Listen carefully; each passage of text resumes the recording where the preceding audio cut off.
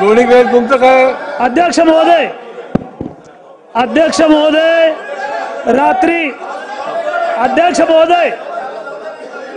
महोदय परतूरच्या तहसीलदार प्रतीक्षा गोरे यांच्यावर वाळू माफिया, मुरुम माफिया, गुंडाने, बिल्डरने हल्ला केलेला आहे।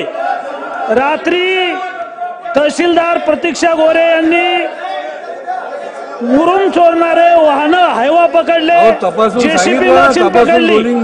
अखिल काजी बिल्डर, इलियास कुरेशी, अमजद कुरेशी, इरफान कुरेशी, युनुस शेख, जुबेद अशा 10-15 लोकांनी तहसीलदार यांना मारहाण केलेली आहे।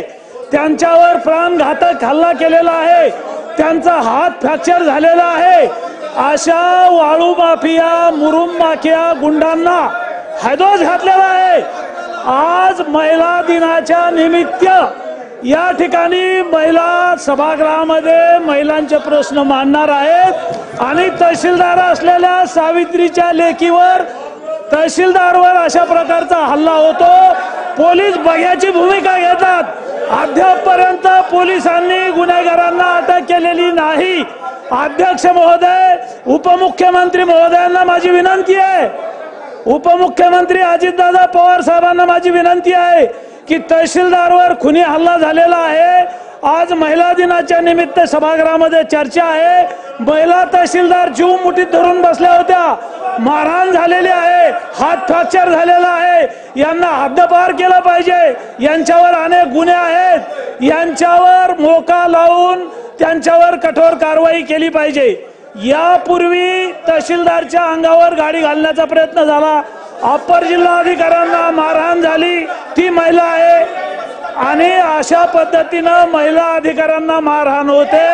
उपमुख्यमंत्री महोदयांना माझी विनंती आहे की आपण आम्हाला आश्वासन द्यावं की आजची आज या आरोपींना अटक करून महिलांचा महाराष्ट्रातल्या सन्मान होईल का आणि आपलं सरकार कठोरात कठोर कारवाई या गुंडांवर करेल का, अशा प्रकारचं निवेदन माननीय उपमुख्यमंत्री महोदयांनी करावं।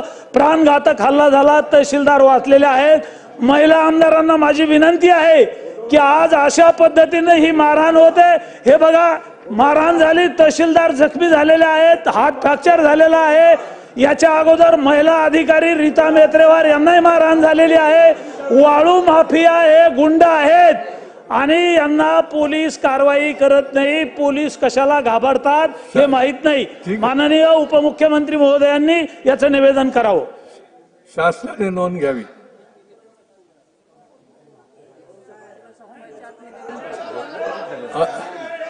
कामकाज संपायच्या आत निवेदन शासनाने करावं। महोदय, एक मिनिट बबनराव, आपण बसाल। अध्यक्ष महोदय, सन्माननीय सदस्य बबनराव लोणीकर साहेबांनी खूप महत्वाचा मुद्दा इथे उपस्थित केलेला आहे आणि उद्या जागतिक महिला दिन आहे। आज आपण त्याच्याबद्दलच्या चर्चा पण घेतलेली आहे।